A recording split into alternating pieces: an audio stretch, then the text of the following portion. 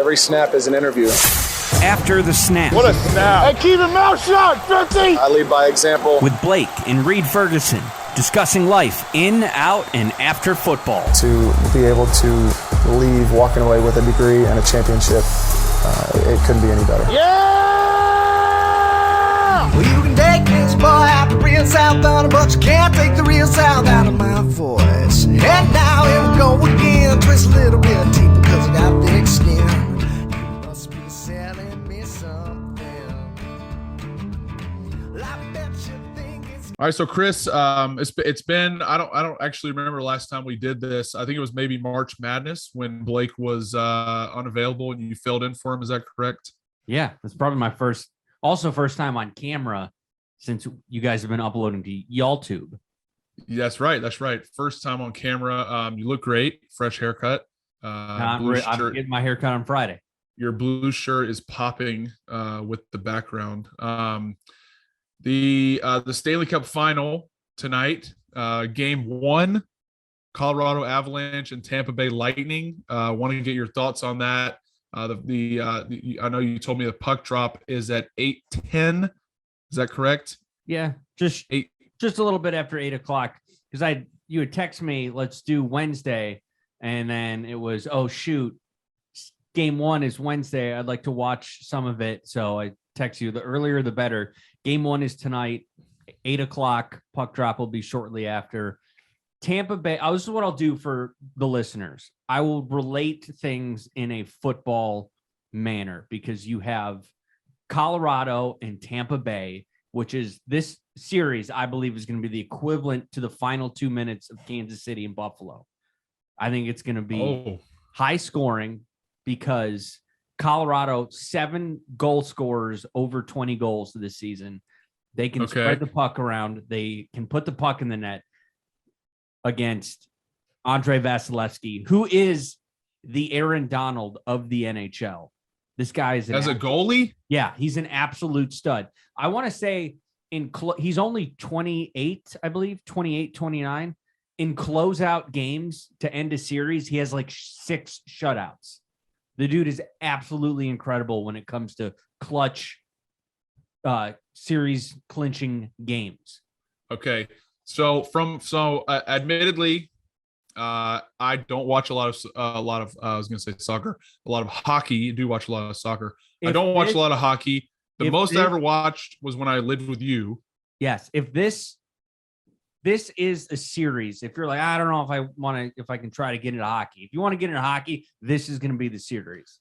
Okay. Well, I'm glad you said that because I usually always watch the final, the Stanley Cup final. I don't watch the whole thing, but I will. Like a lot of people are the same way about NBA. They'll usually tune into the playoffs. I am like that with hockey. I will usually tune in towards the end because playoff hockey is one of the most electric atmospheres, I believe. Never been to a game, but watching on TV, I think is one of the most electric atmospheres that you can have for a sports game. So I'm glad you said that because I'll definitely be tuning in tonight. I know for game 1, and then going forward. Wanted to get your thoughts on. I don't know how much you follow like the betting odds and stuff. Oh yeah. Colorado is a minus 175 favorite to win the Stanley Cup. That's before game 1. What are your thoughts? Do you think the Avs should be favored? No. Absolutely not. Same thing. Tampa, because this is Tampa's third Stanley Cup appearance in a row. Is that correct? Yes. Do you know when the last time a team went to 3 Stanley Cups in a row? Guesses? You're asking me, so I feel like it's got to be something tied to Buffalo. No. Okay. No. Do you know the last time? Thrashers? No. Ooh, okay. God. Thrashers never won a playoff game. Do you know the last year that there was a team in that had gone 3 years in a row? What year that was? 70 something. 83, 84, 85 Edmonton Oilers. Okay. It's that was been close. 40 years. Is that that was not Wayne Gretzky? Yeah, it was. Wayne Gretzky. I believe they played the Islanders in 83, lost to them, played the Islanders again the following year, beat them, and then the following year beat the Flyers in the finals. So a lot of people with surrounding Tampa Bay being there 3 years in a row under the COVID restrictions that have been around sports. We're in like a flat salary cap era with hockey. Like the cap next year is only going up $1 million because of COVID. Interesting. Also, last year, the playoff format was kind of divided because unlike the NBA, the NHL has 7 franchises in Canada. So they had a Canadian division for all of the season. And then once they got to the playoffs, it was Montreal who lost to Tampa Bay in the final last year. Under normal playoff circumstances from last year, if it was normal, Montreal would have missed the playoffs. And they ended up going to the Stanley Cup based on because Canadian they won division. The Canadian division. Yeah, interesting. And then they won they beat Dallas in 20 inside the bubble.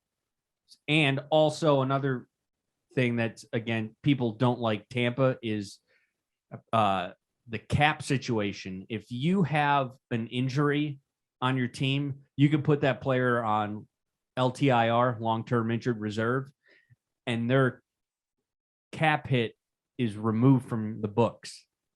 And then when you get to the playoffs, there's no cap limit. So they had Nikita Kucherov, who was injured, I think it was last year or the Dallas year. I can't remember which one, but he was injured. He was out all year and then came back for game 1 of the playoffs. And they could do that because there was no salary cap for the playoffs. That's interesting. That seems out, like right? that seems like a loophole. It is a loophole, but that's one of the reasons why a lot of people don't like. I mean, I don't like Tampa Bay, but I mean, I just from the historical standpoint that nobody's been to a Stanley Cup 3 years in a row in almost 40 years. This Stanley Cup final is going to be phenomenal, and just like in football, defense wins championships. That's why I would go with Tampa Bay to win this thing because they have Vasilevsky, and as of right now, Colorado is playing their backup goaltender. What about Vasilevsky from your experience playing hockey? Like, what puts him a step above? Is he bigger? No. Is he more agile? He is very agile. You should watch him do splits. He's very agile, and it's almost like a pitcher in baseball where, seventh inning, you got a no-hitter going. The rest of the team is just staying away from the pitcher, like let him be live in his own world. Similar to hockey, that you want to leave goaltenders when they're, pitching a shutout in the third. You don't want to get them too riled up. Let them do their own thing. But when it comes to clutch and this game, we win the Stanley Cup, he just shuts it down and is amazing. But Colorado also has the stones on offense to put the puck in the net. If they want to, they could drop 4 or 5 on Tampa Bay. And that's what they're going to need to do if they want to win this series, is they're going to have to outscore Tampa Bay because Colorado's goaltending is not very good. So, so just to round off the Stanley Cup discussion, you are, I'm assuming, safe to say you're picking Tampa to win. Yes. In 6. I will say Tampa in 6 based on the playoff schedule, and that I will be able to watch that game 6 in its entirety. Okay. So another thing I wanted to get your thoughts on, and it's been a pretty hot topic. Actually watched for the first time with my dad last weekend. But this Live Golf, LIV, this Live Golf deal. Are you how familiar are you with it? I'm very familiar with it. One of my podcasts I listen to on a daily basis, TSN Overdrive in Canada. 2 of the people on the show are very into golf. So I have been keeping up with the Live Golf tournament. It's all the talk so far this week at the U.S. Open is all the reporters are asking all the golfers about the Live. Well, I flipped on the TV yesterday, Was watching some of the U.S. Open, the preview show, kind of like the intro stuff. They had the panel up there at the U.S. Open at the course, and that was literally all they could talk about was this live. You know, the obviously people on both sides, people that are watching the live golf may or may not be supporting it.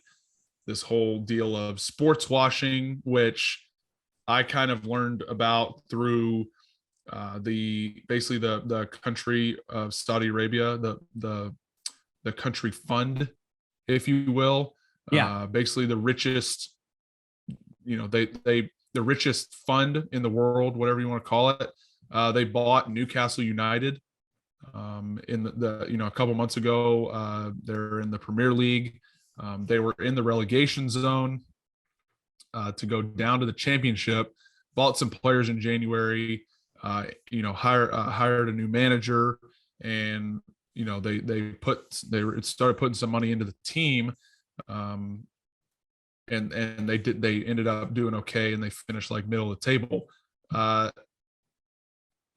Obviously, there a lot of Premier League fans, a lot of Newcastle fans were not very happy, kind of felt hard pressed in their fandom to continue supporting a team that is now owned by a country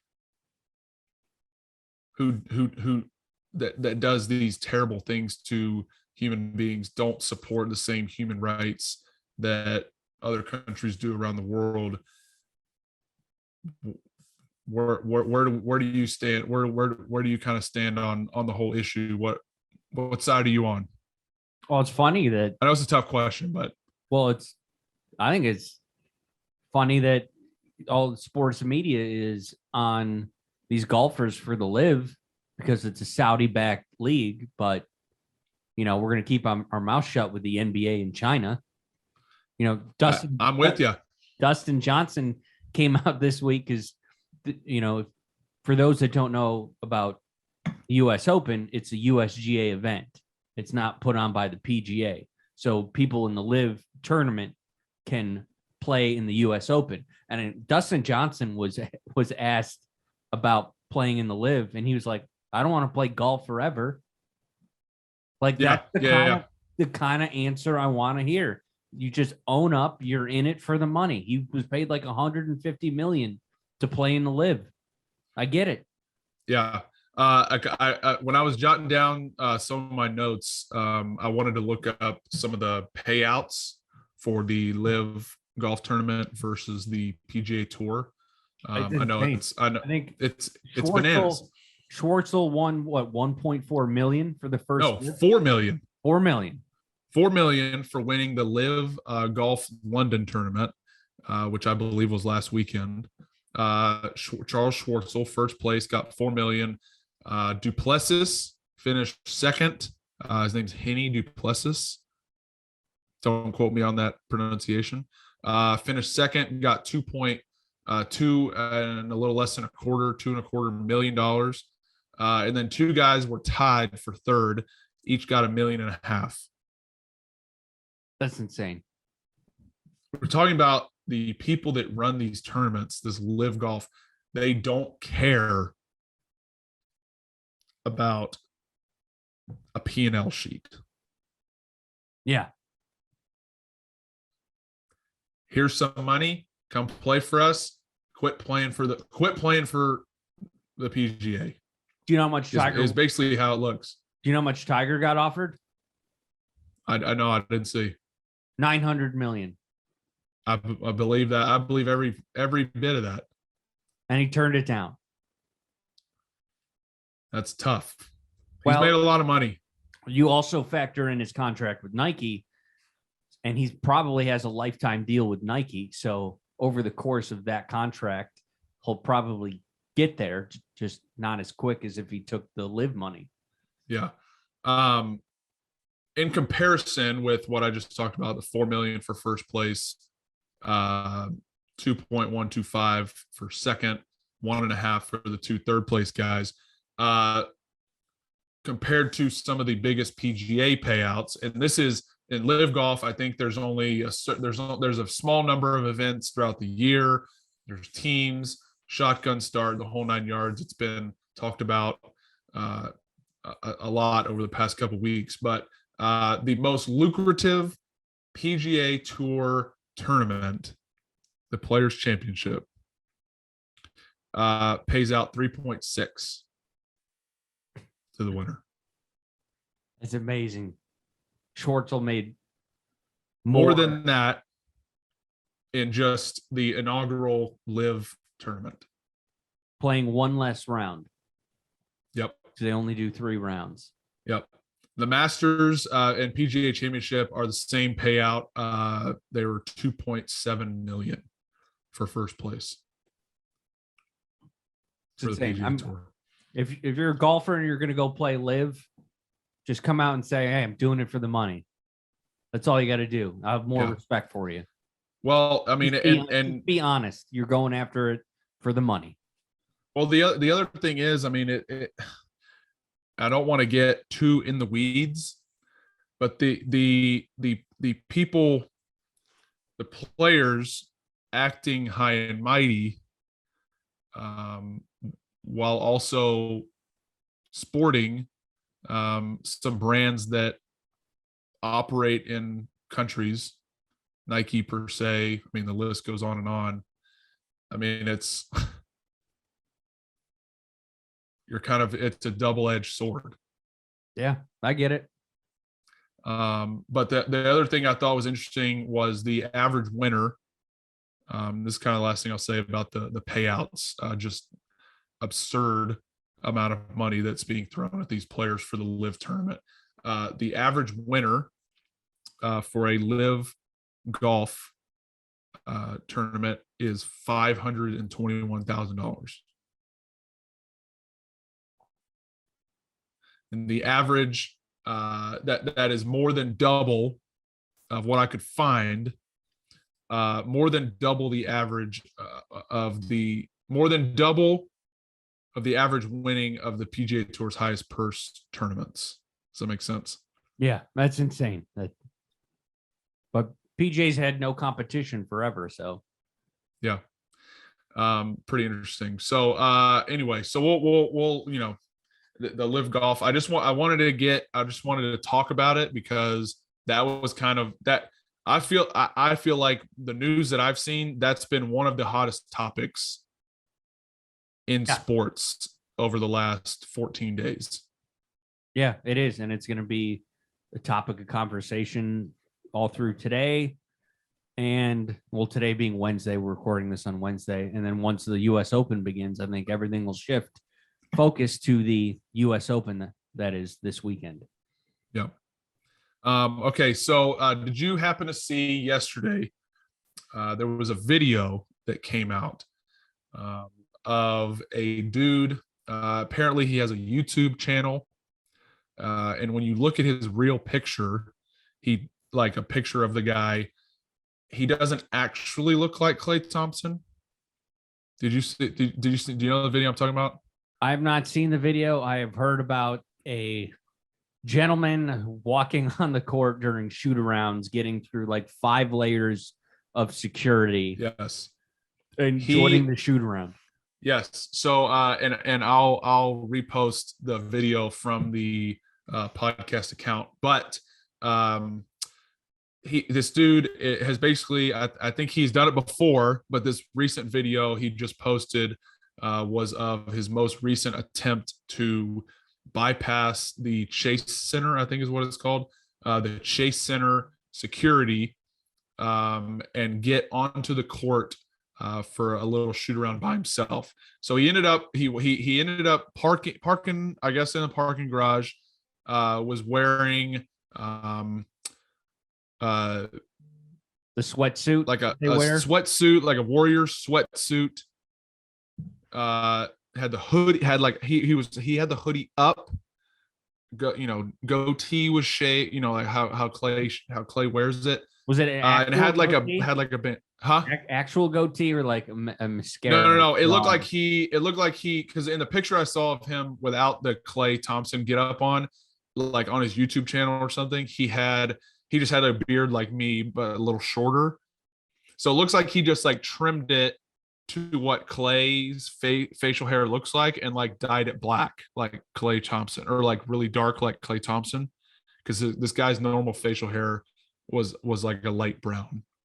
So he gets out of his car, starts walking into the arena, gets through security, hoodie on, bandana on, kind of like covering his forehead. You can kind of only see like this much of his face, Yeah. like from his chin, like chin to like above his eyebrows. It's hilarious video.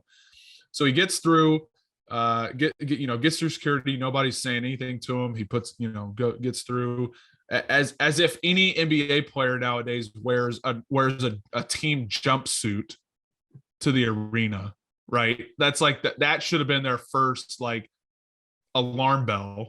Yeah, and comes everybody's through the stands. Huh? And comes through the stands. Right. No, he came down through. I think he came through the parking lot. Really? Like he came like out of because he came from underneath, like the security he went through was like the player security. And he like went through, he was like in the back hallways, like where we go for like away games and football stadiums. We're like underneath. That's where he was. And he was carrying a camera. He had a camera guy with him the whole time. That makes it even more realistic. Yeah. Like what person? Unbelievable. I mean, he got all the way to the court. He made his way out onto the court and was shooting jumpers on the court. Yeah, I would in the same getup. I couldn't believe it. I would believe it. I mean, all of you athletes have, it's the day and age where you have your own brand. So if I'm a security guard and I see somebody that looks like Klay Thompson and has his own camera crew, I wouldn't think twice about it. I would think that that's perfectly normal that Klay Thompson has his own camera guy. Oh my goodness. The dude had no credentials. So in the video, he stops the shoot around and then starts walking off the court. And some lady actually like finally asked him like, whoa, stop there. Do you have any credentials, like any player credentials or anything? And that's when I think somebody like recognized him. He actually took a picture with a fan. I think the fan knew who he was, like the fake guy. And then he gets escorted out of I don't think he like went to jail or anything. He got escorted out of the arena. They banned him from games, I think, for life. And then the funny part to me, so like obviously with the camera guy, he's doing this all for show, right? It's all for some sort of publicity. He tweets out the YouTube link, with the tagline like full episode breaking into the Chase Center.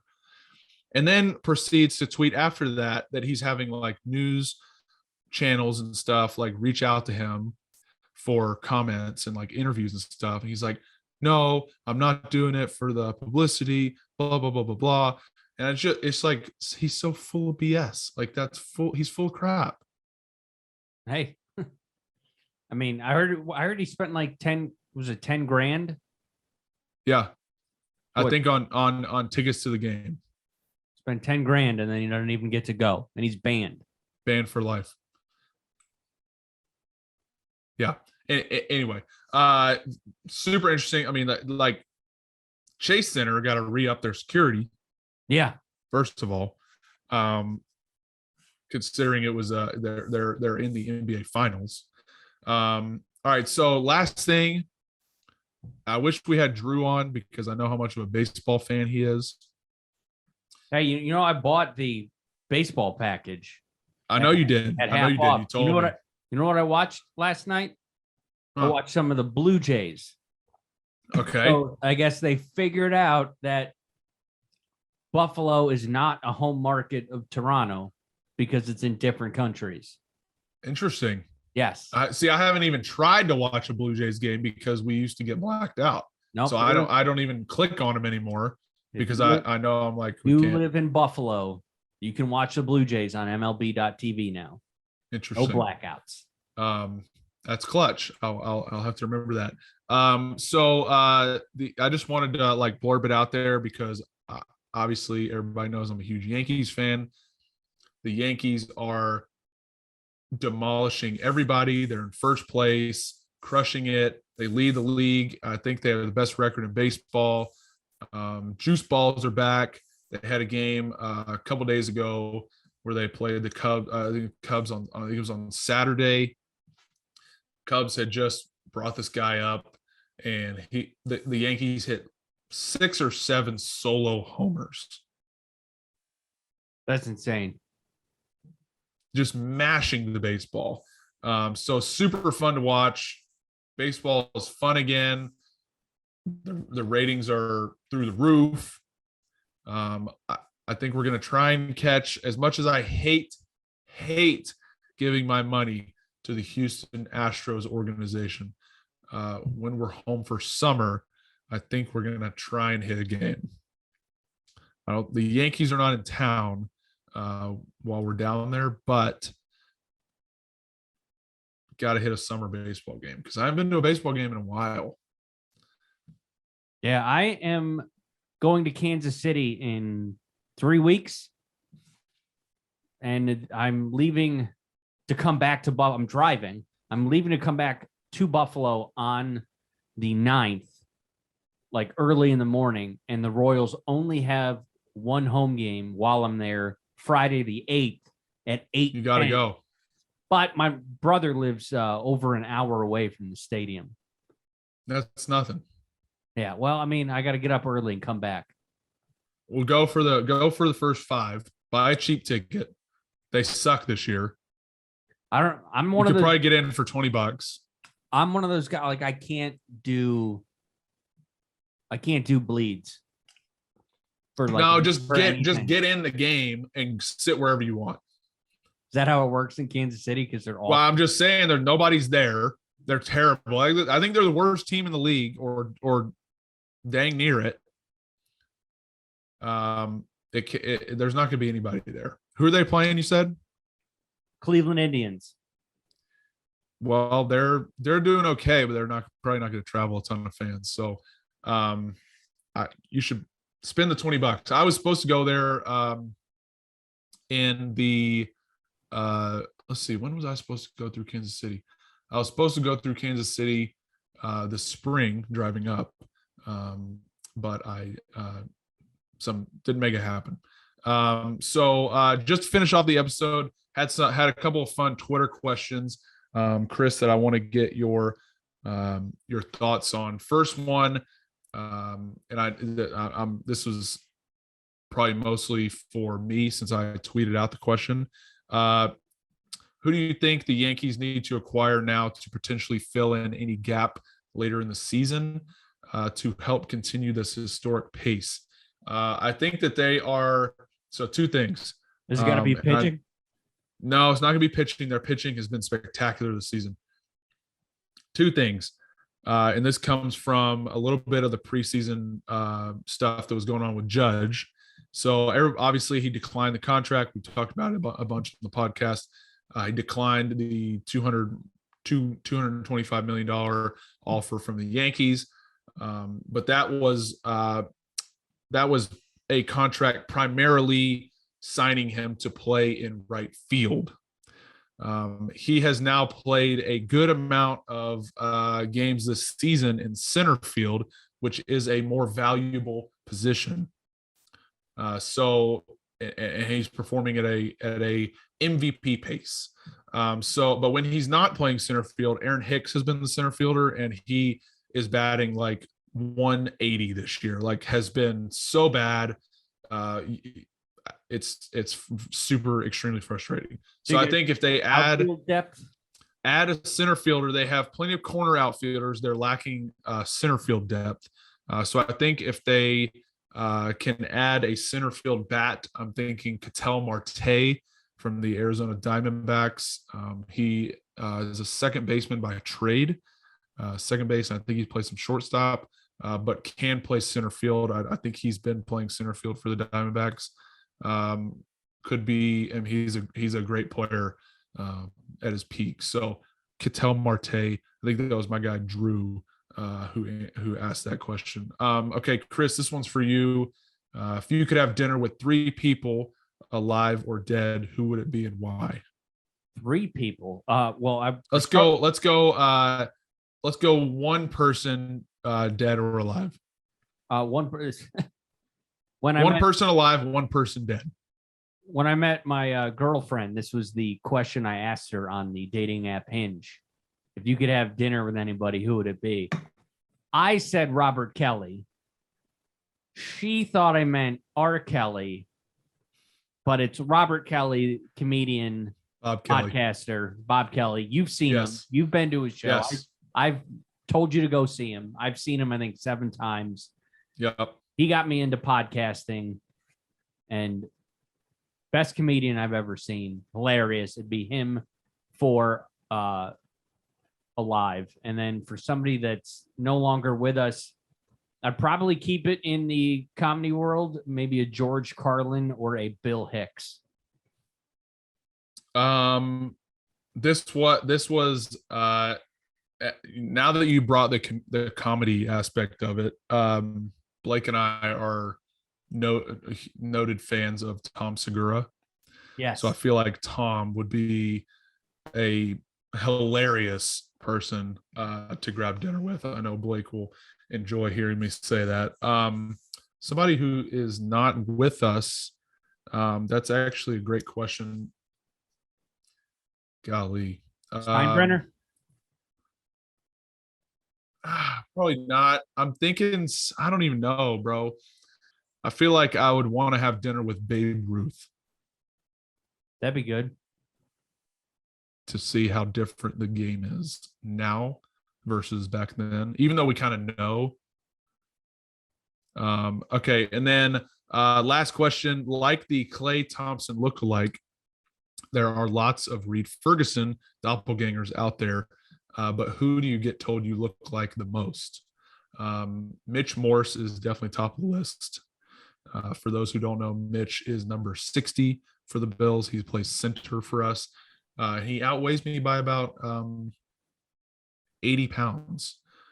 So he's much bigger, but we have the same haircut, and he's got a little bit bigger beard than me. So Mitch Morse, I was at an FCA event a few days ago, and somebody thought I was Josh Allen. So pretty impressive. Yeah, I look like Bronson Pinchot, Balky Bartakamus from Perfect Strangers. Anybody that watched TV in the 80s would know that. Look it up. We'll have to post a picture of that on the podcast account. But that is it for the episode. Thank you to everyone who has joined us today. Chris, I had a blast recording with you. Need to kick Blake off more often. Yeah. This has been a great time. If you want to follow us on social at After the Snap Pod, Twitter and Instagram, and Blake does the TikTok. This has been After the Snap, tales from two brothers who live life upside down.